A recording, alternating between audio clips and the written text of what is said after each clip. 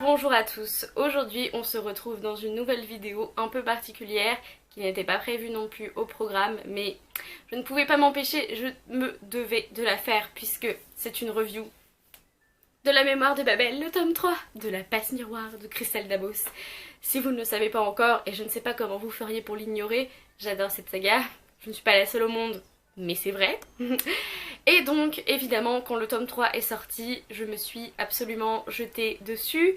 Je l'ai lu en 2 jours top chrono et honnêtement j'ai dû me faire violence pour reposer le tome alors que j'en étais en plein milieu. Et bien sûr, j'ai adoré, donc j'ai envie de vous en parler. Avant toute chose, je tiens à vous dire que oui, il y aura des spoilers dans cette vidéo parce que j'ai envie d'en discuter aussi avec vous.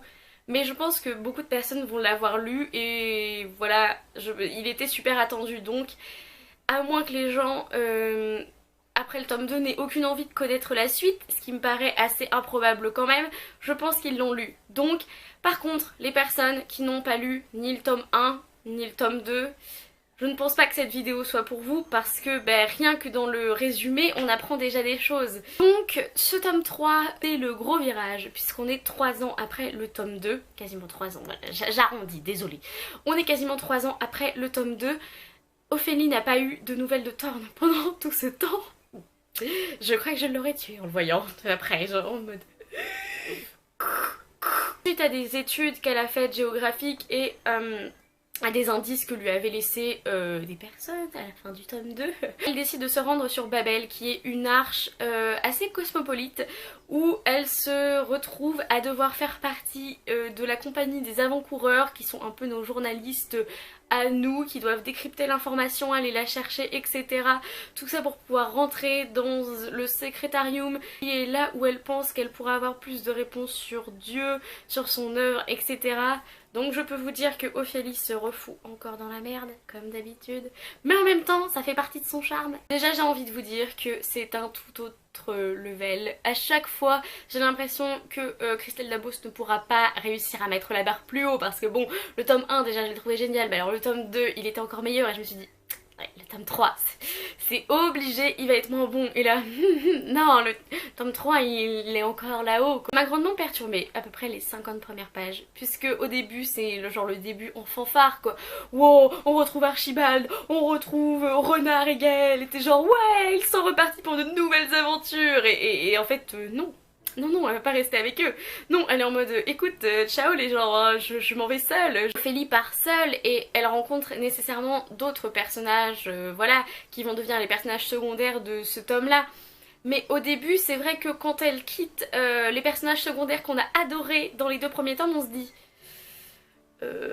est-ce que je vais aimer ce tome autant que les 2 autres, parce que c'est vrai que l'univers de Christelle Dabos qu'elle a créé, le pôle et les personnages secondaires, ça a beaucoup joué pour moi dans les 2 premiers tomes, donc j'ai eu un peu peur pendant quelques minutes de me dire est-ce que le pôle va me manquer, est-ce que je vais autant m'attacher, rester attachée à l'univers de Christelle Dabos sans le pôle, sans Thorn, sans Archibald, sans Bérénilde, enfin plein de personnages qui sont essentiels depuis le début.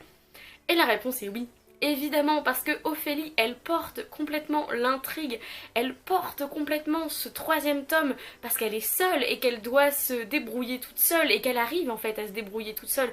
Et on se rend compte à quel point elle a évolué, à quel point elle a grandi depuis le tome 1. Elle n'hésite pas à parler aux gens, à leur demander de l'aide, à prendre des risques.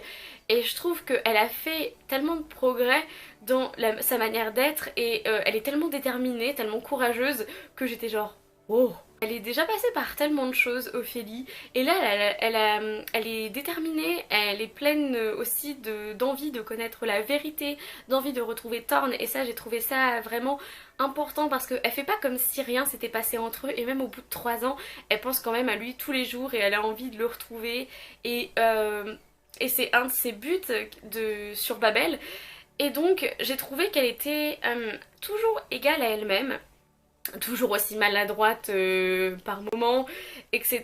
Toujours fidèle à elle-même, mais qu'elle devenait beaucoup plus adulte. En même temps, il y a 3 ans qui sont passés, 1 an peut-être qui s'était passé au pôle, donc il y a eu 4 ans entre les deux. Peut-être qu'au début du tome 1, elle avait la vingtaine, maintenant elle est plus proche des 25. Donc c'est quand même important de voir que les années ont passé et qu'elle a eu le temps de réfléchir, d'étudier, de poser ses sentiments à plat. Ce troisième tome, ça marque aussi un tournant crucial pour le couple Ophélie-Thorne, couple dont je suis absolument fan. Parce que en fait, même quand ils se retrouvent, eh ben ils n'arrivent pas à se parler et c'est toujours compliqué entre eux parce que ils ont parlé de rien du tout, ils se sont séparés pendant 3 ans et quand ils se retrouvent, tu te dis mais Thorne, mais jamais j'ai été contre Thorne. Même dans le tome 1, j'ai toujours été assez charmée par lui. Et je me suis dit, oui, mais au fond, etc. Et là, quand je le voyais faire son goujat, limite, avec Ophélie, je me disais, non mais là, c'est pas possible. Elle t'a attendu pendant 3 ans. Et toi, tu fais le connard. C'est vrai que dans la deuxième partie du roman, la première partie, c'est... Il se passe des choses. Mais c'est quand même assez contemplatif, ça rappelle un petit peu le tome 1 et par contre à partir du moment où Thorne arrive, mais c'est comme s'il y avait un engrenage qui s'était mis en place et on découvre plein de trucs sur Dieu, sur le livre qu'ils sont censés retrouver pour devenir les égaux de Dieu, il y a la réapparition de Thorne, donc du coup Ophélie est sans dessus dessous, complètement bouleversée par sa présence. Je pense du coup que le couple Ophélie-Thorne est véritablement établi pour le reste de la saga puisque les préoccupations de Thorne c'était que peut-être Ophélie s'était mariée avec lui en dernier recours mais qu'en fait voulait être simplement amie avec lui. Le gars il y connaît vraiment rien parce que franchement il pensait vraiment qu'Ophélie voulait être seulement amie avec lui. J'ai beaucoup aimé la remarque où il y a une flamme dans ses yeux quand Ophélie allait de dos, etc. Donc en fait, face à elle, il contrôle vachement ses sentiments pour pas être rejeté, abandonné, ridiculisé. Mais qu'en fait, je pense qu'il n'en pense pas moins. C'est un personnage qui parle pas beaucoup, mais qui a beaucoup de choses à dire. Et donc, évidemment, les scènes où ils se disent qu'ils s'aiment, les scènes où ils s'embrassent, moi j'étais là, je fondais à côté, j'étais... J'ai fangirlé très très beaucoup parce que cette romance, elle a mis tellement de temps à se mettre en place. Bon, maintenant, elle est plus que crédible, n'est-ce pas? Personne ne doute qu'ils s'aiment. Mais franchement, elle est belle. J'étais, merci mon Dieu, au bout de 3 tomes, enfin, ils vont être ensemble. J'ai aussi trouvé que, évidemment, il y avait on donnait beaucoup plus de place à Dieu, à la nature de Dieu. La personne, c'était quelqu'un qui créait, qui écrivait, donc qui créait un monde qui n'existait pas encore.